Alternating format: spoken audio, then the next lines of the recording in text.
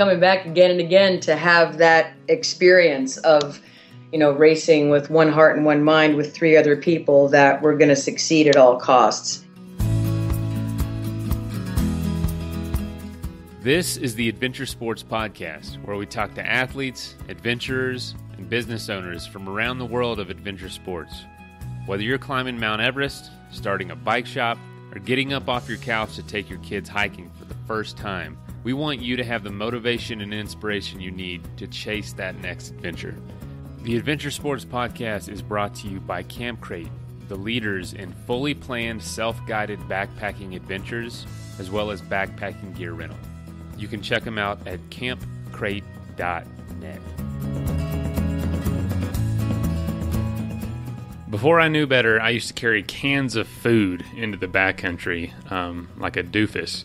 Obviously, I don't do that anymore. I use freeze-dried food, and I really only use Peak Refuel, the best backpacking food, the best freeze-dried food in the world. And if you keep listening to the episode, I can show you how to save 20% off an order if you want some. Hope you are having a good week. Just a couple things today.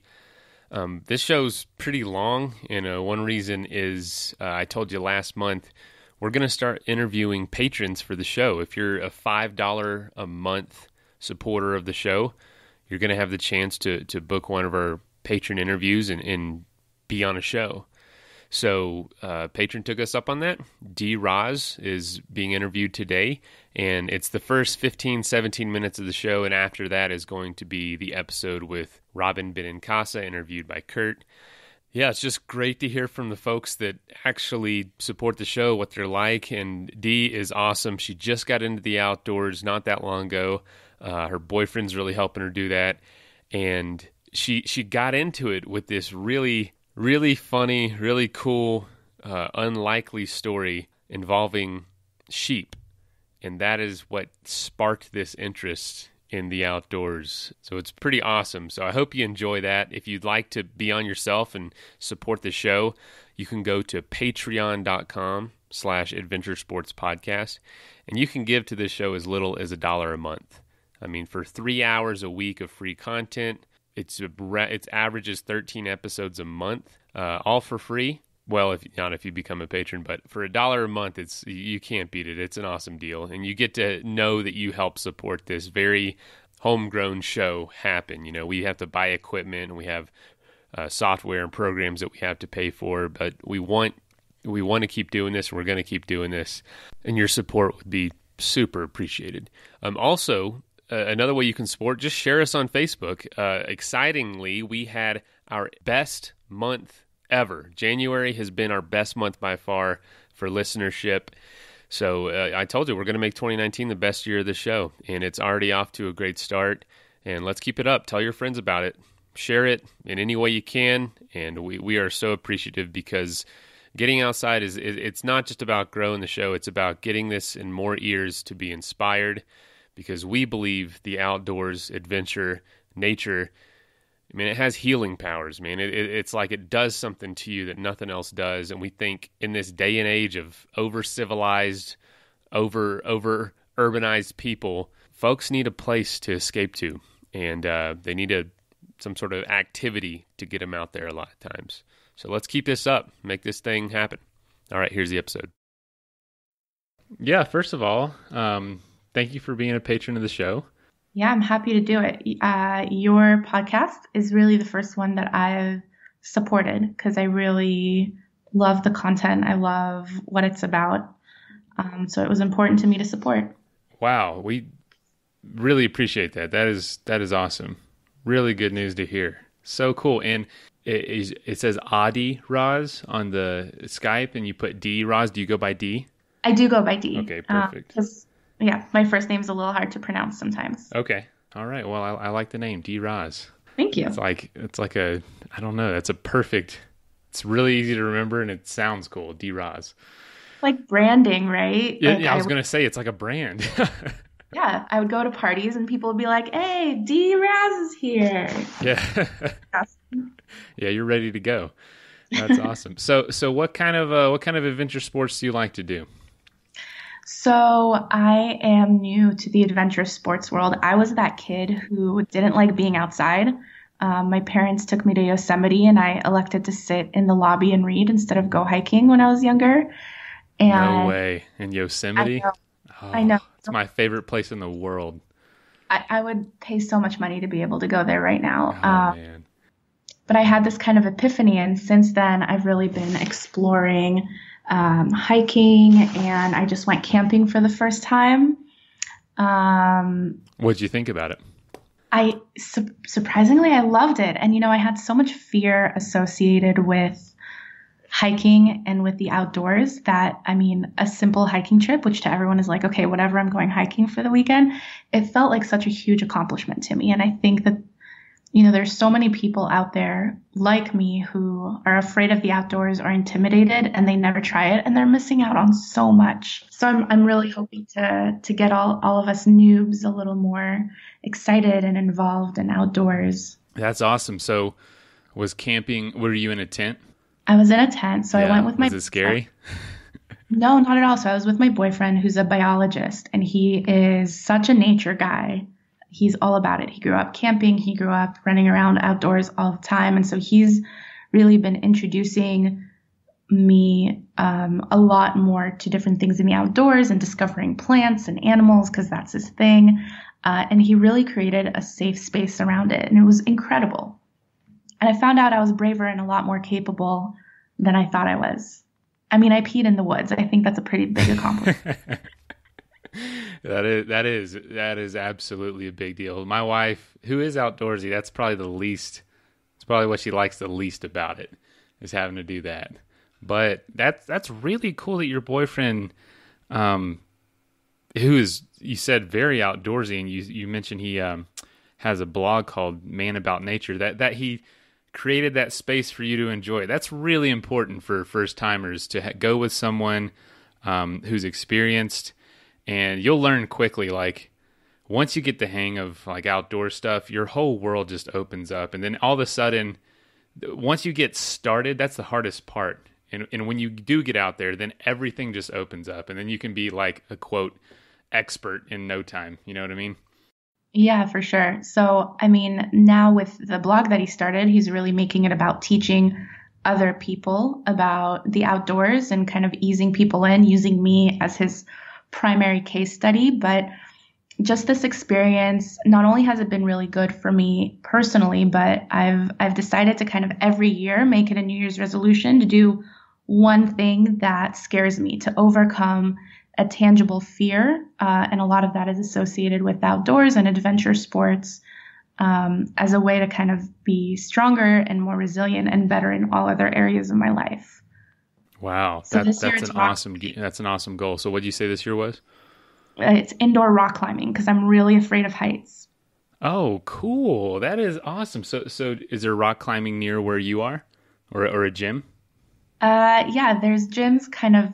I live in Florida, which is pretty lame in terms of adventure sports because we don't have hills. I grew up in California and lived in Nashville for a long time. So we really had like prime hiking spots, climbing spots. Florida is a little so-so.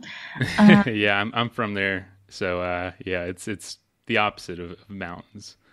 Right. But I figure it's a great way to be creative. So I've started preparing by watching like other rock climbers and kind of I'm a really visual learner. So I think if I visualize their technique, I'll feel a little better about it. And I'm kind of starting a strength training program because I think I need to be a little lighter and a lot stronger to be able to feel comfortable doing it. So I'm taking the year to prepare to just go up like one simple route in a climbing gym, which might sound stupid, but to me that's like it's a major hurdle.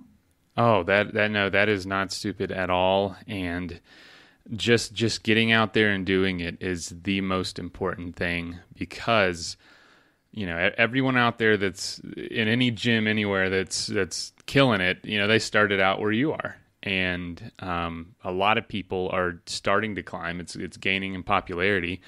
So hopefully it won't be too intimidating with other people who are also new to the sport or trying it out for the first time. But it's one of those things that it's a tedious sport. So focusing on one route for an entire year is not by any means unusual. We've interviewed professionals who focus on one route for like a decade of their life. So it's crazy.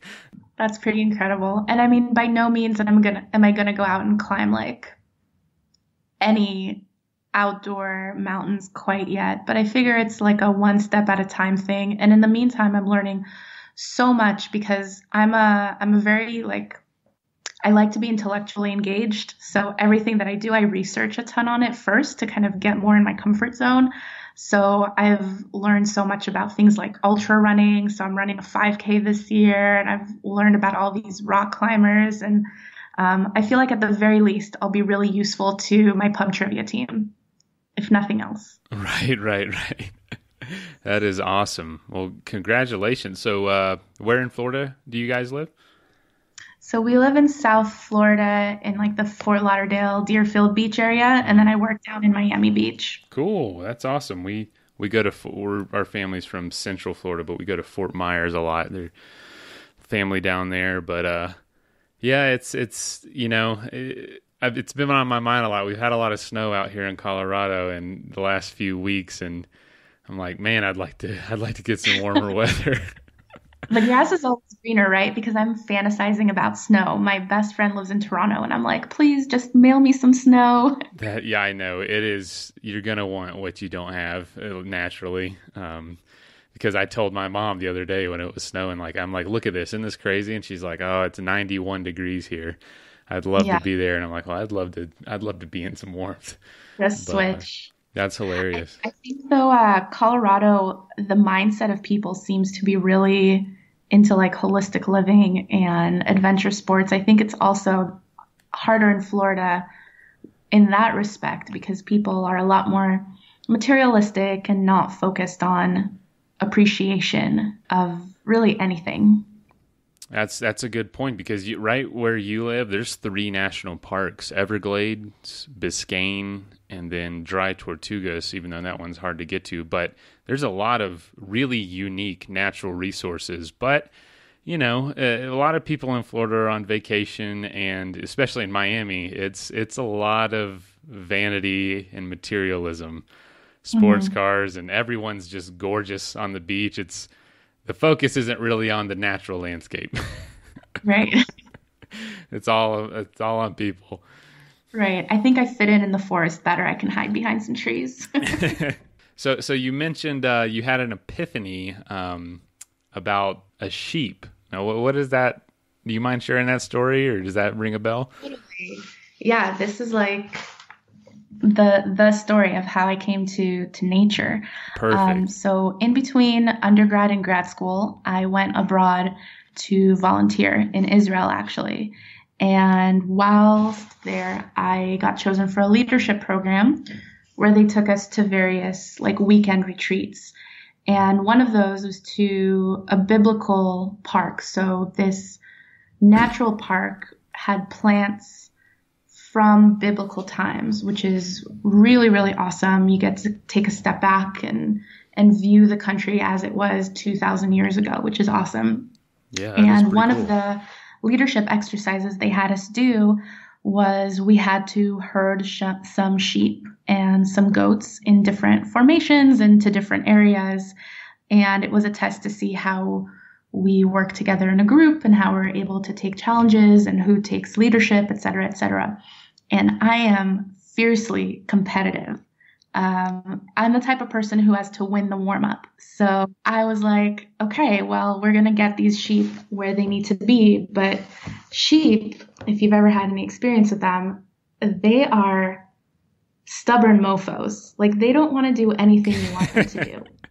I don't have a lot of experience with sheep, but some goats. But yeah, they're kind of the same way, but I believe you. So I was getting really frustrated. We were running out of time. And at that point I was like, fine, if the sheep is not going to move, I'm just going to move it. So I wrap my arms around this sheep and I try to deadlift the sheep to move it. Now, of course, the sheep weighed 400 pounds, so it didn't go anywhere. But just in that moment, I had my face in its fur and was hugging it. And I was like, wow, this is an animal. And I'm hugging it, and I almost bonded with this animal. Wow. And I don't know what it was, but when I looked up and I looked around me, I just saw the world a little differently and started to appreciate it a little more, because I was like, how incredible is it that we're in this place with this incredible topography and I am interacting with a sheep, which is something that I would never ever do in my life otherwise. And that, I mean, it's a lot more comical in my head because I was there and like people were laughing as I was trying to lift the sheep, but it really left a lasting impression on me. And then I came home and I started looking up some hiking routes in my area. I started thinking more about the environment and how I was contributing or not contributing to the world around me. And it's made me really evaluate just sustainability and how I define sustainability. It's actually something we address on the blog as well. And community, and why it's really important to live in community and be a little more community focused and not just me focused, because we have precious few natural resources and we're not doing a great job of taking care of them. We're not doing a great job of taking care of each other. So it really changed my whole worldview and influenced what I do professionally and what I spend my time doing as my hobby and working on this blog. And yeah, it's been kind of an interesting progression since then. Yeah, that's kind of an unlikely beginning to the passion. But, you know, I tell people this, if you talk to any outdoor enthusiast or any, you know, their beginning was always something kind of unassuming, you know, like simple trips through a city park with family or a tree in their yard that they used to climb. Like it's really basic, very simple, and then it just like a seed grows from there. That kind of experience, especially if you come from a spiritual background, can be really moving and really directing to say like, wow, this natural world that isn't touched by human hands, that isn't rearranged at all, it's there and it doesn't need us to exist or to thrive. There is something very, very special and very moving about that. I don't know, it's just a neat experience. That's awesome that getting close to a domestic animal is going to help you pursue your dreams in the outdoors. That's awesome. Yeah, so I really want to help other people have more of those catalyst first moments. And so hopefully what my boyfriend and I are doing is like the first step. We can pique people's interest. We can create a community of first timers and experienced outdoors people. And really it's about community at the end of the day. So yeah, we're trying and just trying to discover what is the best way to live and to care for the earth and to care for each other. The fact that you do live in South Florida, you're in like perfect area. A lot of people aren't focused on it. So many kids in those cities have no clue that there's even an outdoor world to discover, that all the beauty in the ocean right there. You live in a place where, I mean, every one of my early outdoor experiences were right in that state. And so, you know, there's no doubt that can have a moving experience. There's deer and alligators and cougars and tropical scenery. There's iguanas in the trees down there. It's amazing. It's an awesome place. You just got to get people. So you're in a perfect spot to get people connected. It's just a matter of how do you pry them away from their phones and from their stuff and from the vanity. So I commend you. Thank you. Thank you. Well, hopefully soon I can be as awesome as you. And we can gain traction like your podcast has gained traction. I know that takes time and effort. But, you know, when you love something, you're in it to win it and you're in it for the long haul. So I agree. Again, you know, it's hard at times pursuing it, but, you know, it's a lot of fun. You talk to a lot of interesting people, and it's just a beautiful thing. So, well, Dee, thank you so much for joining us. And could you shout out your boyfriends, or I don't know if you both do it, but the blog again? Yeah, so the blog is manaboutnature.com. Manaboutnature.com. I like that. Man About Nature. Thank you. And thank you so much for the time you took to chat with me today. Yeah, well, thank you for supporting the show. You help make this possible. It takes a lot of time to produce, so we just appreciate it so much. So thank you. I'm happy to help and to have a little bit of a little piece of the awesomeness. Awesome. Well, thank you, and continue doing what you're doing, and check back in every once in a while, okay? Will do. Have a good one. All right, you too. See ya. Bye-bye. Bye. So that was Dee Raz, a patron of the show. Awesome to hear from her. Let's take a quick message break, and then we'll get on to the interview with Robyn Benincasa. So yeah, like I said at the beginning of the episode, I used to carry cans of food into the backcountry, and I know there's a lot lighter things to do, but there's just a lot of options that aren't good for you or are either too heavy, and that's why I really do use Peak Refuel now.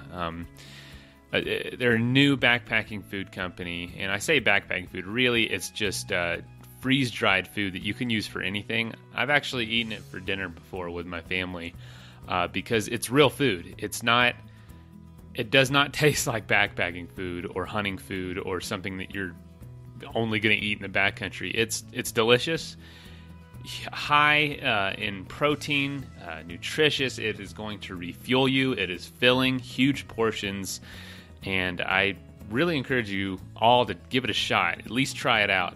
And that is peakrefuel.com. And if you want to get 20% off an order, use the code ASP20. And that's capital ASP and then 20. Now, back to the episode. Hello and welcome to the Adventure Sports Podcast. This is your host, Kurt Linville. Today we have two-time world champion adventure racer Robyn Benincasa. Robyn holds 3 world records for distance paddling. I'll let her explain that. She's an inspirational speaker extraordinaire. Awesome. New York Times Bestselling Author. How Winning Works is her book. She was in the Eco Challenge, winning both Borneo and Ecuador. She's done 40 expedition-length adventure races. Robyn has an organization called World Class Teams, and she's really excited about a new project called Project Athena Foundation. She's done 9 Ironmans, and she's a professional firefighter. Wow, Robyn, how do you fit it all in? It's a little crazy. There's way too many miles on my body, that's for sure. But it's the best thing in life to have adventures and inspire other people, and I will never stop doing it, ever, ever, ever. Well, that's awesome. Will you take a few minutes to fill in any gaps I have there? I mean, what got you started in adventure racing, for example? I was doing Ironman for the longest time. I graduated college, moved out to the West Coast, and of course, everybody was either running or riding everywhere, so I needed a new sport. And I discovered triathlon, actually. And so my early endurance career was all the Ironman races. And then I read about adventure racing in Runner's World one day. And I knew that the longer the race was, my triathlons, the longer the race was, the more competitive I was. And so when I heard about a sport where, it was 6 to 10 days long, I thought that it might be something I was good at. Of course, I hadn't really mountain biked. I hadn't really paddled. I didn't know anything about ropes or rappelling or ascending. I had to learn all that stuff. But I just had a feeling that it was going to be the sport that I was meant to do with my genetics and the types of things that I love to do. So took a whack at it. And my first big race was in the jungle in Borneo in the predecessor to the Eco Challenge called the Raid Galois in year of the Lord 1994. Wow. One of the first people in the pool, in the sport, and I was hooked. Well, it sounds like a lot of fun. I know that people may be familiar with the Eco Challenge from watching them on television, and I just watched a little bit, some of the clips that are on your website of some of the challenges that you went through there. And I have to say, impressive, adventurous, inspirational, all of those things. So this opened up a whole new world for you. From the expedition length adventure races, you've gained a lot of experiences that you use to inspire others. So will you tell us a little bit about that? Yeah, I mean, we're a lot of people, especially listening to this, are endurance athletes, and they love doing, kind of these compelling challenges, and that was my background as well. The real catch to adventure racing and what makes it so unique and inspiring in a lot of ways is that you have to race with these 3 or 4 other teammates, depending on the rules, and it's not relay style. So what was initially so interesting, but also such a transition for me, was going from being an individual athlete to being a team person. And in the first few years, it was kind of frustrating because, when I was the stronger person, I would be frustrated. When I was the weaker person, I would be frustrated. And, so there was like a whole race of frustration. But then as I started racing with some of the best people in the world, and I was lucky enough to become a part of some of the top teams, that I realized that they weren't any better than anybody else out there as athletes in terms of their background or resumes. But what they were better teammates. And that opened my eyes to a whole new world of how to be successful in any endurance endeavor, which is really our lives, our businesses, our relationships, was much more about synergy with other people than, not just walking side by side, together towards a common goal. It was really about how are we going to take care of each other and carry each other and bring each other up at our lowest moments and use our strength to be the strength for someone else, and to not just be moving through our lives or businesses with each other, but genuinely for each other.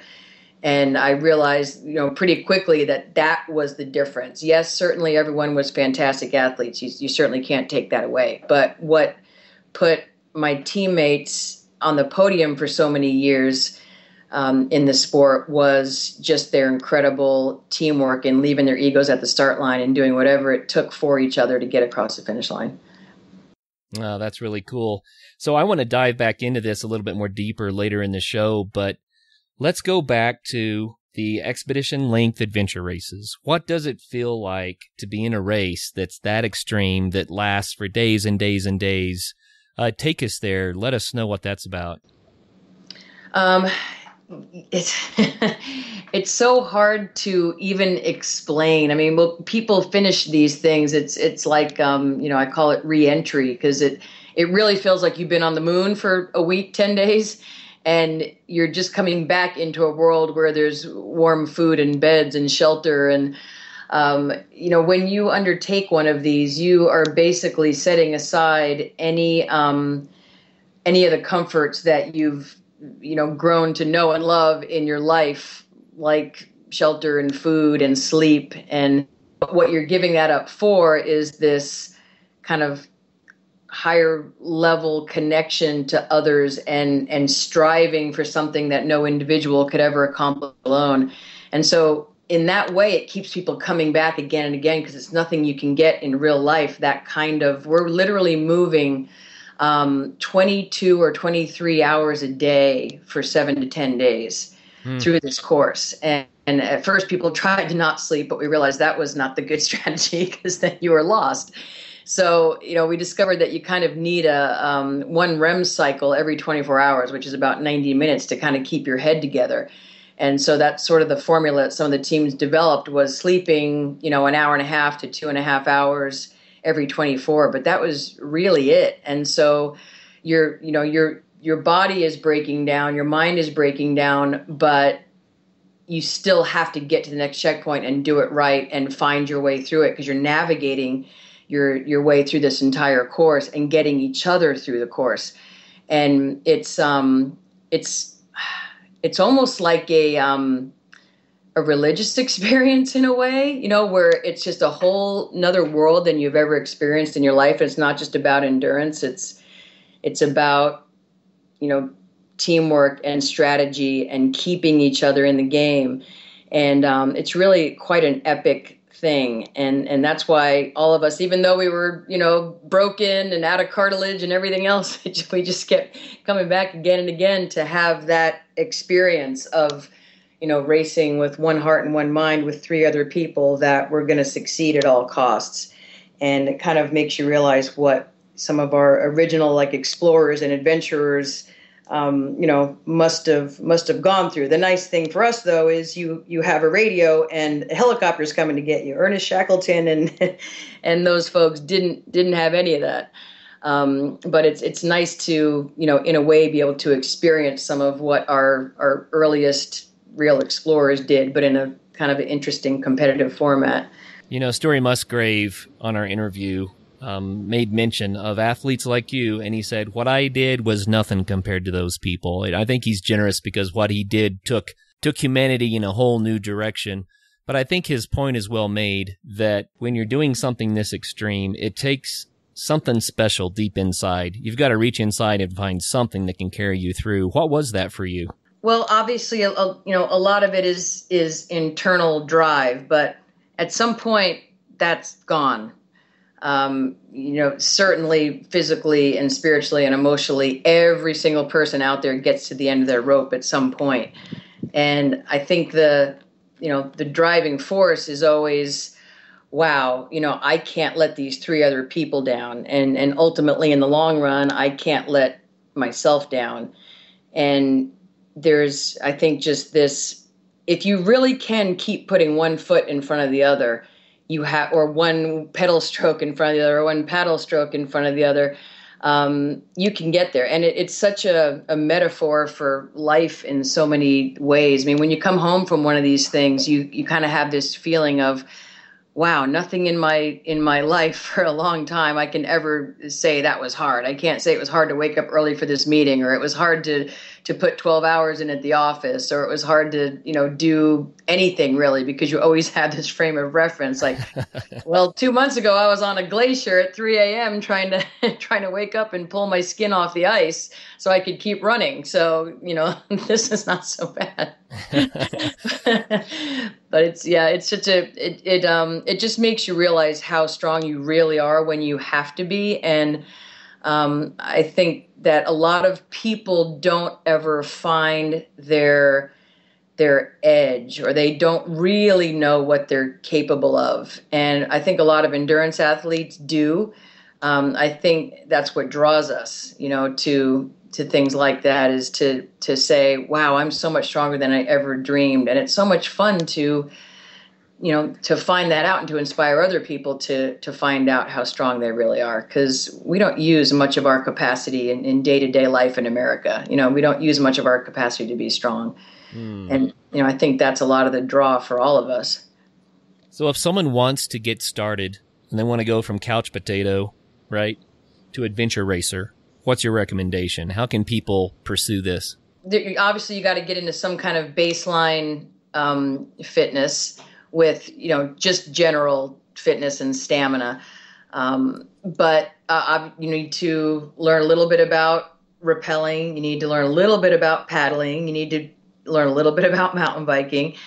And maybe just even take just local classes to just get a base of all those things. And then you don't have to start as extreme as you had to back in the day. It was pretty much your only option was, here's your 10-day race, take it or leave it. But now there's adventure races and all kinds of different multi-sport races and formats down to even 2 hours, where, you're paddling, running, rappelling, orienteering. And that's another thing to take up, which is also really fun, is orienteering, where and they have clubs in every city in America. They have orienteering clubs where you learn to use a map and a compass and quickly chart your course and bag these checkpoints. Because if you want to be a valuable adventure racer, two of the most important things that you can do is become an orienteer and a paddler. Those are the two things that teams need most often. But you can go on to USARA, which is the U.S. Adventure Racing Association, usara.com, and find out where the races are in your area. And at first you just grab a few friends and see who loves it and see who doesn't love it. And then, in the race, you discover who the other strongest people are. You look at the other teams and you look at the winners, and eventually you sort of just move your way up the food chain, and you ask some other people to race, and And if you're great at it, you can move up the food chain pretty quickly. And, you don't have to do the big crazy races anymore. I mean, a lot of people love the 24-hour races.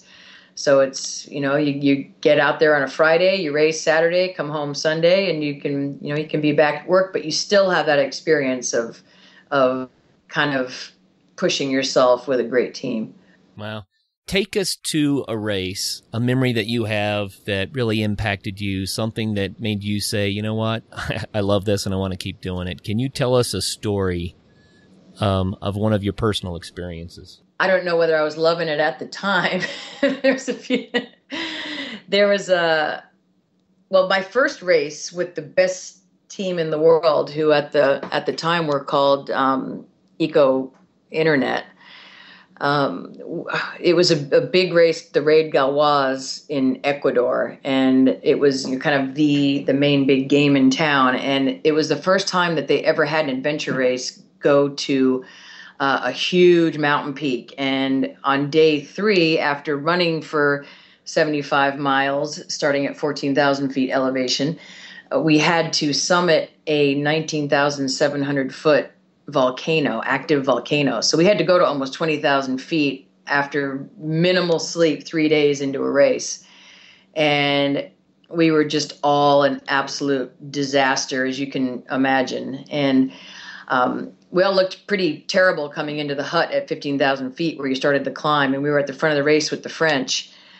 And I was just a total train wreck. I was asthmatic and I was blue and I couldn't breathe. And it was just I was falling apart. Just my lungs and my oxygen. And I just was like, I can't go any higher. I mean, I had a fever. It turned out I had 102 temperature when they took my temperature later. I mean, I was just a mess. And so in the race, we looked so bad at the front of the race that, the top 2 teams looked so awful 3 days in that they changed the rules of the sport right then and there to say, you know what, all 5 of your teammates don't have to get to the top. As long as 3 people get to the top, you can continue. Because up until this point in adventure racing, if one person wasn't able to complete the race, your whole entire team was disqualified, which are still the rules that stand today. But they made an exception because it was an out and back to kind of say, well, you can leave somebody here at the hut, but you're going to have a 5-hour penalty. Wow. Or you can take somebody halfway up to 18,000 feet. And if they need to come back down, you're going to have a 2-hour penalty. So they kind of threw in some strategy at this point. But the one thing that they said is, you guys all look so bad that we actually need to have some kind of baseline about, your level of your capability to climb any higher than 15 right now. So they took out an oxygen saturation device, an O2 sat.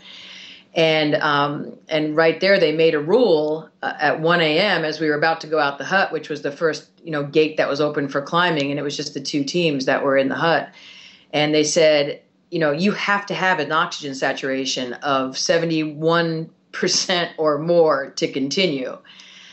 And, being a firefighter EMT, I know that, when someone has an O2 sat that's like 92 or less, we're taking them to the hospital with lights and sirens. So, it was crazy on their part to even say 71. So both teams are leaving the hut at 1 a.m. to start the summit, and everyone's O2 sat is a mess, like early 90s, late 80s, mid 80s. And then I put my finger in the O2 sat and it said 71%. Oh. Yeah, so now it was confirmed by everyone that I was certainly not fit to keep climbing. And, much less, I didn't even know if I could keep living where I was standing at that point. And so I looked at my teammates and of course I didn't want to get the 5-hour penalty, even though I'm dying, I was still competitive. So I said, well, hey guys, we're going to be strapped up for glacier travel anyway. Maybe you guys can just drag me to 18,000 feet. So we only have the 2-hour penalty. Oh no. And so they said, okay. So we got rigged up for, glacier travel, which everyone had to be anyway. But I don't remember much of those next several hours because it was sideways hail. It was dark. I had a huge fever. I couldn't breathe. And they were literally dragging me up this mountain. God bless them. And so at 18,000 feet, I thought I was going to go back down. It was the sun had just come up, and everyone's sort of milling around at this checkpoint, and I'm thinking about how I'm going to get down. And this was sort of the moment that kind of changed my whole career. I mean, at this point, I was thinking I shouldn't be here. I shouldn't be racing with the best team in the world. They shouldn't have picked me. It was a mistake. I'm not good enough.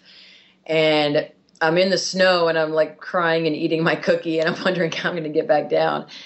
And my friend Robert Nagel came over. He was team captain, and he put his hand on my shoulder, and he said, "You ready to go, Rob?" And I said, I don't know how I'm going to get down, Robert. And he said, "Oh, no one's told you yet." Like, what do you mean no one's told me yet? What's happening? He said, "Well, the doctor at the checkpoint is saying that John, who is John Howard, another of the greats of the greats, amazing man. He said, the doctor's telling John Howard and I that we have high altitude pulmonary edema. Oh, no. And he's telling us we have to go down. Said, so the only way for us to stay in the race is if you go up." Wow. Yeah. And I mean, talk about a complete mental turnaround, and he looked right at me and he said, "You can do it, Rob. You can do this." And because he believed, I believed. Like I was like, well, if the best guy in the sport believes, maybe he's right. Maybe I can do this. And the man, like in that moment, like literally changed my whole life, like my whole perspective of myself, my whole being. Like you actually see in the video at that point that I stand up and I start nodding my head. Yes, yes. Like just all the nonverbal cues was that I was going up, and I believed that I could do it. And he and John went back down, and we got the 4 hours of penalties, and myself and the other two guys went up and summited it at 19,700 feet. Still just ahead of the French. And it was just kind of the reason that I bring up that story is it just shows you the power of the mind and the power of great leadership. When someone really believes in you that much, believes in you so much that they convince you, that you can do this. And when they give you that challenge and that respect to say, you know what, the best people in the sport aren't going to be able to pull this off. It's up to you now. And when you allow someone to rise to the occasion like that, just the power of that. And literally in that moment, I went from being kind of a girl from sea level who didn't even think I was going to make it through the day, much less through the race and win the race, and that I didn't belong there. Suddenly I started thinking like, I belong here. This is my team. This is the level in the sport at which I belong. And it happened like literally over a span of 30 seconds. What a transformation. Yeah. I mean, amazing. And we went on to, obviously it was 9 days for the win, that race, like literally 9 days for the win. And we finished just a couple hours ahead of the French. Wow. That's a remarkable story. There are people all over the world who need that turnaround. They need someone to affirm them to the point that they say, I can, I will. Mm-hmm. And that's my favorite thing. That's my favorite thing in the world to do, is to give that gift that my guys gave me for so many years. In the Adventure Sports Podcast, one of our major themes and purposes is to try to encourage people to go out and challenge themselves and find out what they're made of, and to take the lessons learned back to everyday life so that they can live richer, fuller, bigger lives. And this is a perfect example. It's just amazing. And you don't have to do an adventure race for 10 days. Nobody, who would do that? It's stupid. To gain these lessons, it has to be something that is just your own personal enlargement, your own personal experience, Yeah. And so for some people, that's a walk around the block. Yep. And Absolutely. More power to them. Do it, right? Yep. Whatever it is, that's a big challenge for you on the day. Some days the big challenge is just getting out of bed and going to work and doing it. But you know what? You challenged yourself And I think it's just so important to challenge ourselves, because you could have all the money in the world and all the things you ever wanted, but if you don't have a passion for something and you don't challenge yourself and you're not proud of yourself and you don't feel good about what you accomplished at the end of the day, you're not fully living. Since that time, you've had some of your own personal challenges and you've overcome them to set world records. So you developed arthritis in your hips. Yep. And this changed your life. Tell us what happened there. Well, I thought I had, like, for the longest time, I thought I had pulled a hip flexor, and I was still, running through it and racing through it. And I was like, this is just weird. My hip flexor, I just pulled it. And I'm like, for 7 months, I just thought I had this pulled hip flexor.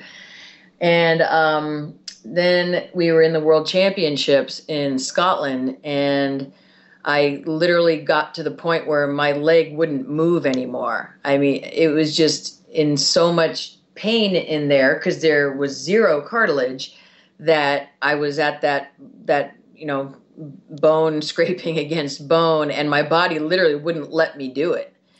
And I had no idea what was going on. I thought, well, there goes my hip flexor. I just completely pulled it, and now my leg won't come forward anymore. And I spent the last few days of the race like manually pulling my leg forward with my hand, and having my teammates tow me and carry my stuff to the finish line. It was awful. And I went home and got an x-ray, and it was literally the first moment I ever went to a doctor about it, or an orthopedic surgeon about it. He just like popped up the x-ray and said, hey, yeah, look at this. You're out of cartilage, both hips, none left. Wow. Yeah, this is, you're probably never going to run again. And I mean, that was another life-changing 30 seconds, just like, wait, what?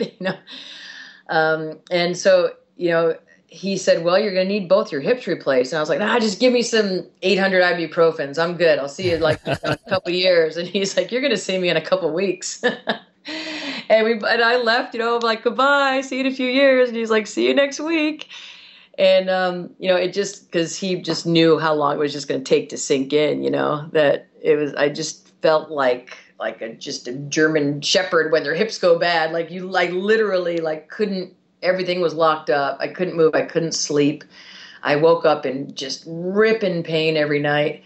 And I knew I had to have my hips replaced. And so I had my first one done in 2007, my second one done in 2009.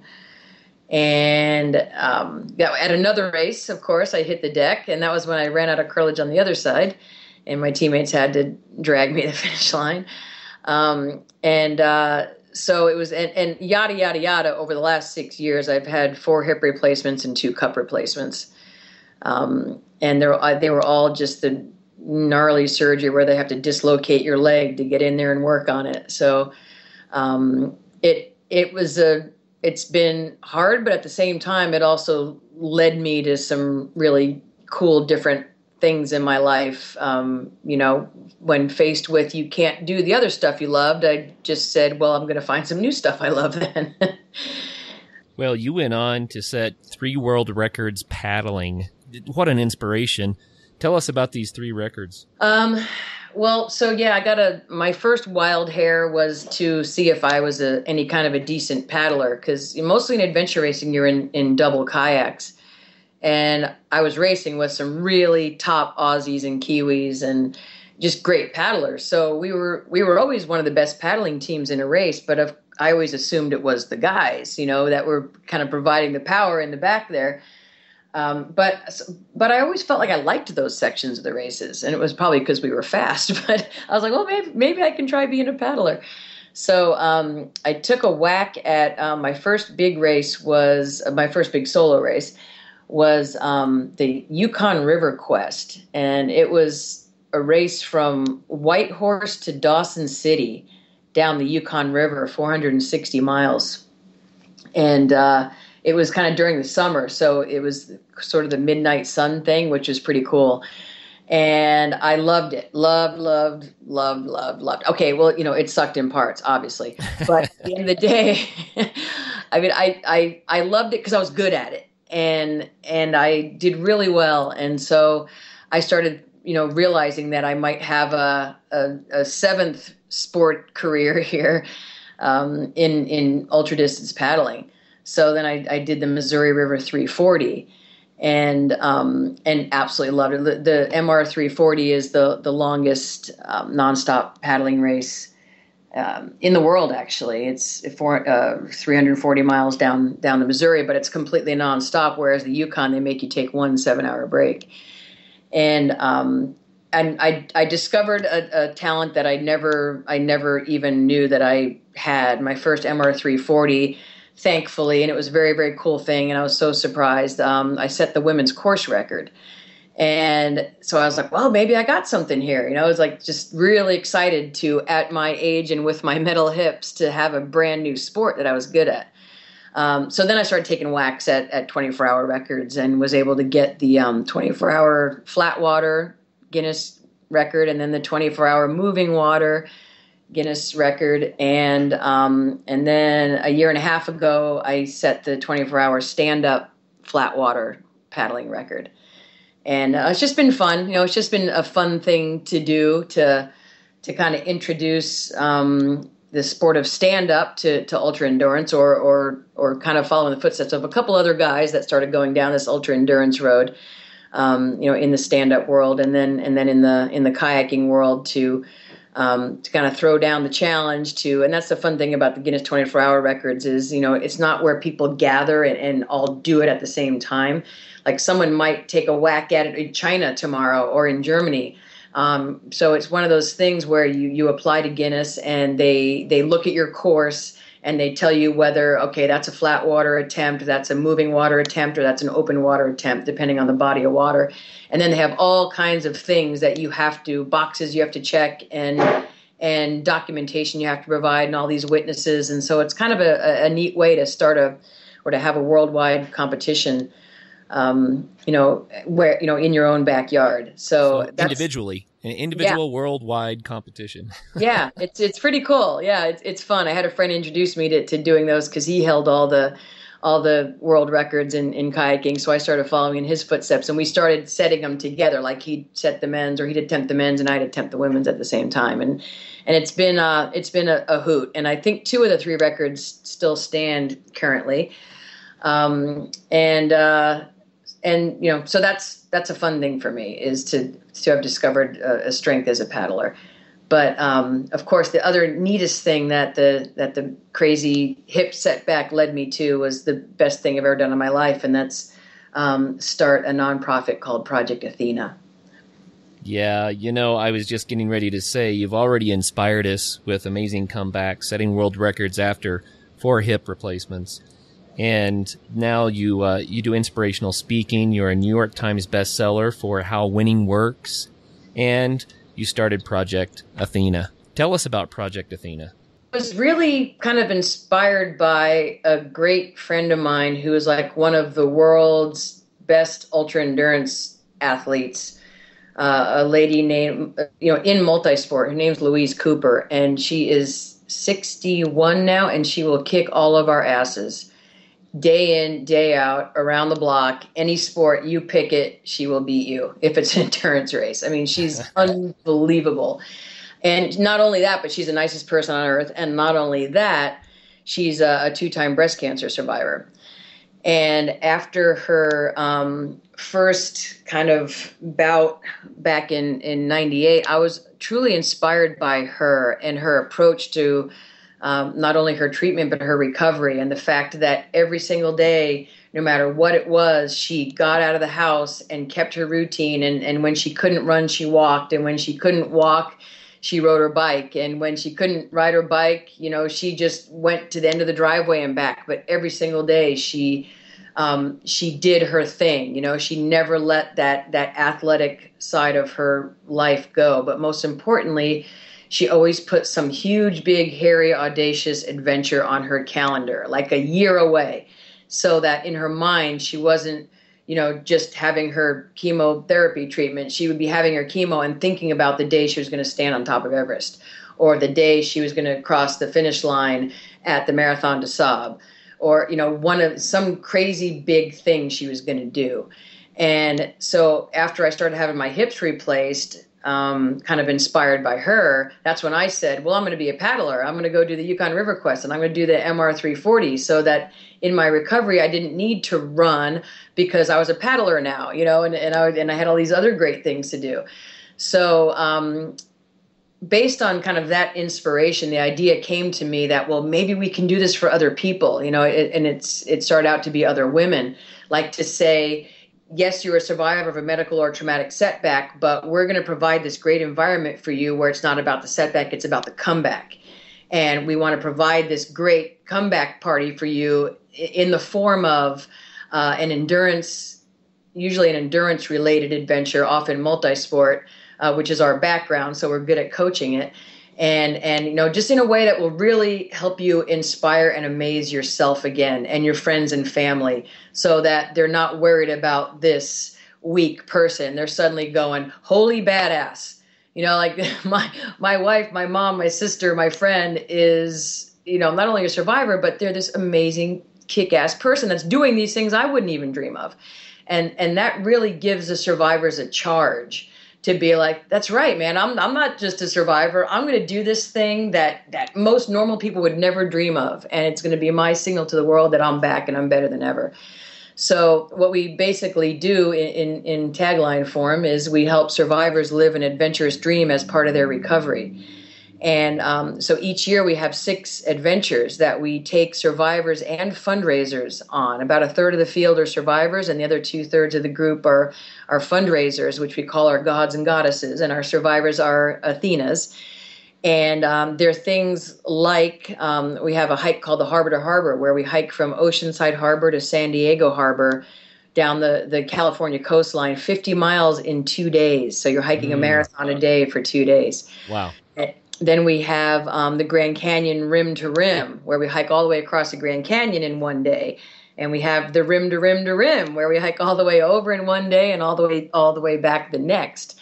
And then one of our really popular adventures is, we call it the Florida Keys to Recovery, where we start in Key Largo and we kayak and bike ride each day 40-ish miles or so, and 3 days later end up in Key West. So we kayak and ride 120 miles from Key Largo to Key West and camp on the beaches.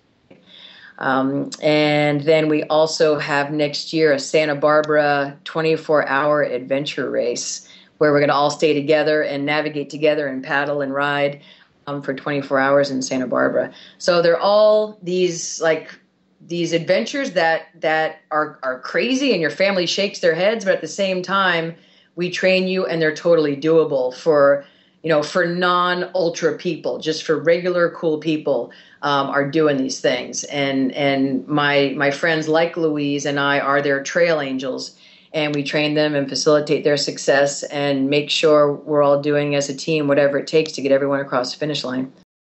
Time for a quick message break. So you know that this show is brought to you by Camp Crate, and you hear that name quite a bit, but you might not know exactly what it is. Basically, Camp Crate is the bridge between people who want to have a backpacking experience but don't have gear and don't know where to start with planning. They're extremely helpful. They'll rent you the gear and they ship it right to your front door. If you just have friends that are already going, but you just are tagging along, but you don't have your own stuff, or you have gear but really don't know where to go, they can help you with all that. So go to campcrate.net or send them an email at support@campcrate.net. Their whole mission is that you get in the backcountry and you have an awesome time on a self-guided adventure. Back to the episode. In some of your motivational speaking that I heard online, you told a story about when you were on one of the adventure races and your team captain, you're getting ready to run, and the team captain says, okay, everyone empty your packs. Mm-hmm. And it was that kind of teamwork. Explain what that was about for us. Well, it was sort of the first time that I was aware of. It was the first time I raced with the best team in the world, but right before the start line, our team captain basically kind of said, you know what, everyone's carrying their own mandatory gear, but I have a different idea of the way we're going to work this. And he started taking some of the weight from from some of the slower runners, myself included, started taking some of the weight, like our climbing gear, our extra shoes, anything like that, and giving it to the two stronger runners. And it was kind of the first time I was aware of people not just carrying their own individual gear and kind of doing the commonly understood version of teamwork, which is walking side by side towards a common goal. He had a whole different idea of the way we were gonna do this. And he basically took the bulk of the weight, handed it to the two strongest runners, and I was just standing there with a water bottle. And, we weren't really sure how this was going to work, but it turns out that it was absolutely, a stroke of genius, because it wasn't just, a world where everyone just looked out for themselves. He was kind of saying, well, now we're all responsible and accountable for getting each other across the finish line. And in that world where you're caring about the 3 or 4 other people around you almost as much as you care about your own performance, I mean, it's amazing, because whereas every other team had one person caring about each of their own success, on our team we had 5 people caring about 5 people's success and looking out for each other. And when someone was struggling, we'd take more of their weight. Or if someone was strong, we discovered a cool way to make a little tow line, like a little. One of my teammates cut a piece of bungee cord off the netting in the back of his backpack and tied it to the bottom of his backpack and made a little tail. So there's like a bungee cord tail off the bottom of his backpack, so that if someone was struggling, instead of stopping to swap out weight, the person struggling the most could just grab onto the tow line and be pulled along with the strongest person. And, throughout the entire race, we kept doing that over and over, shifting weight, tow lines, encouraging each other. And we discovered really, in that race and in that kind of yearish, the importance of not just being a bunch of world-class individuals who very often didn't get to a finish line regardless of their talents. We realized that, you got to be a strong athlete, but the most important thing is to be a strong teammate and to have the entire team, there not just with each other, but for each other. And just that tweak in thinking is what made us world-class adventure racers for years and years and years after that.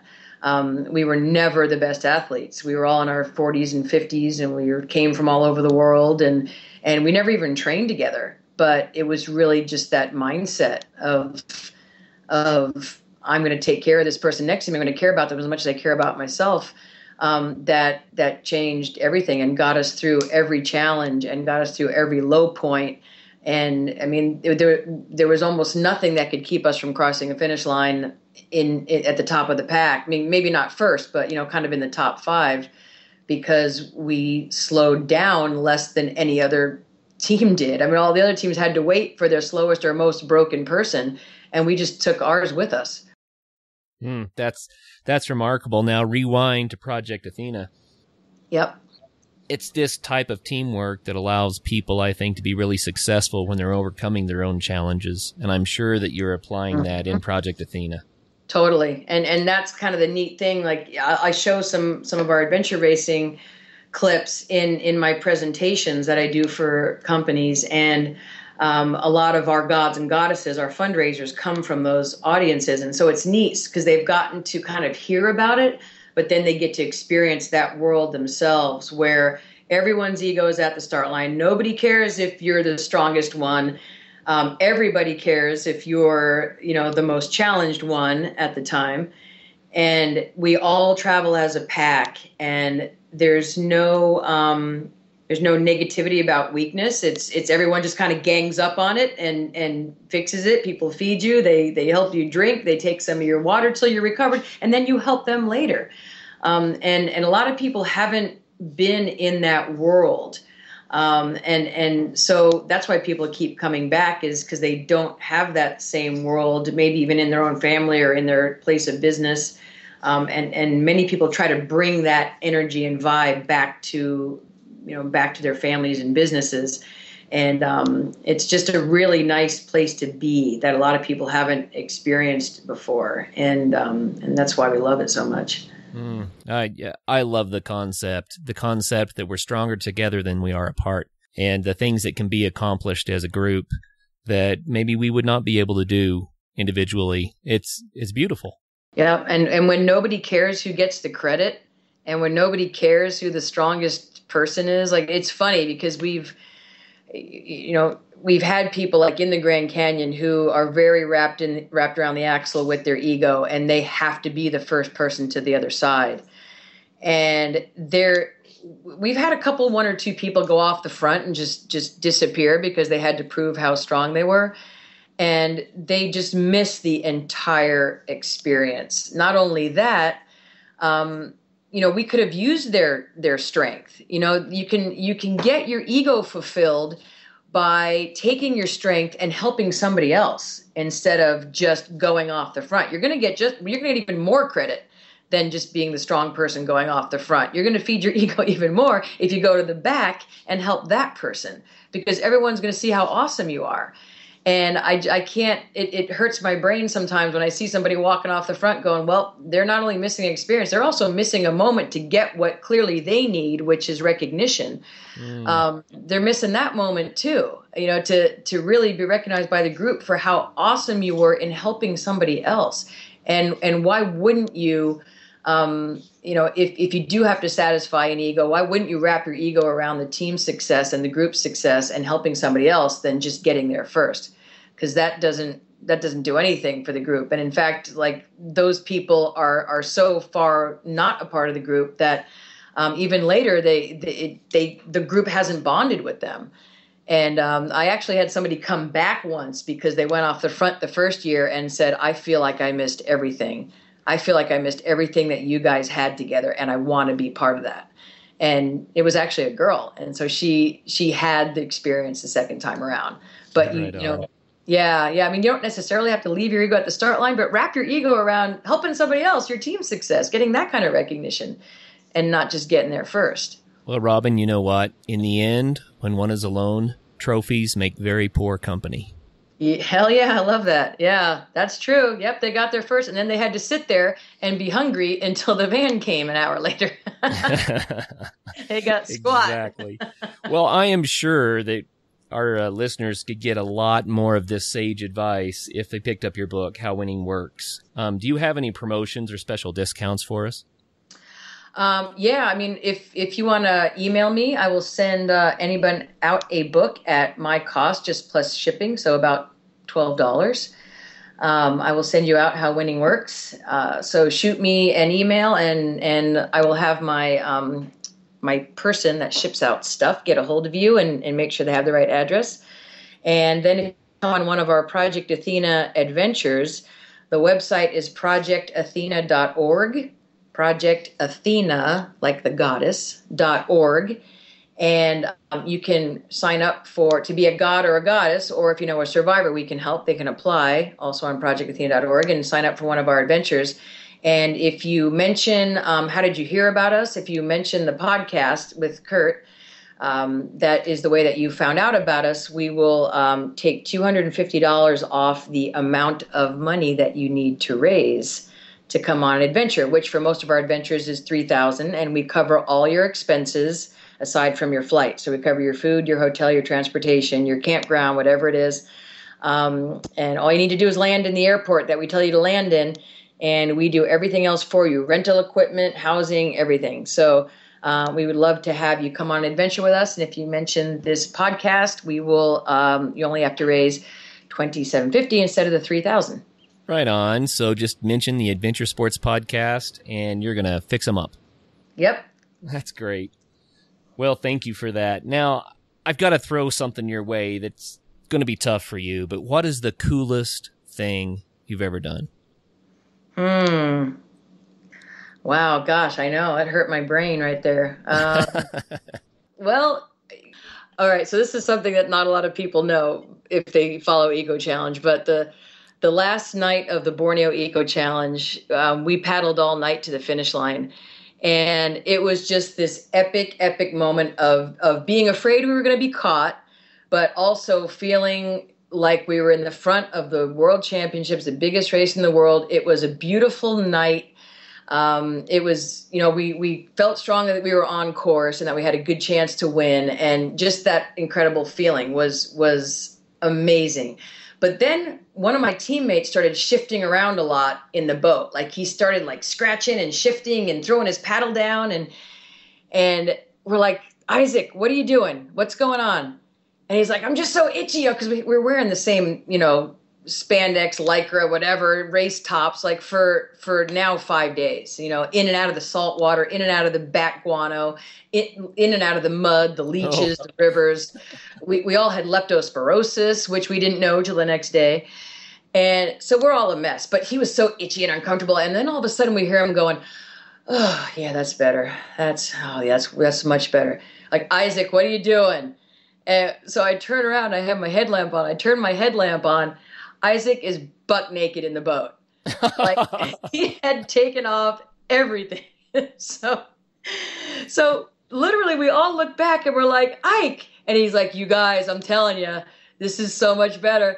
And the next thing you hear is the three of the rest of us throwing our paddles down in the boat, and we all took off everything.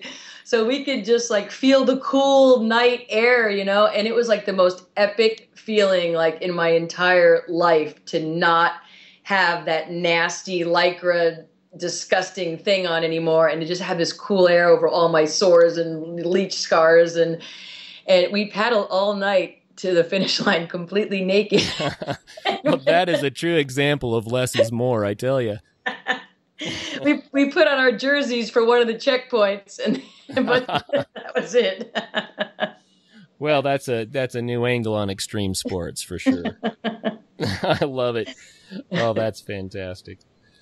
Well, Robyn, thank you very much for your time today. Your stories are amazing. You are an inspiration to me, and I know that you inspire many others.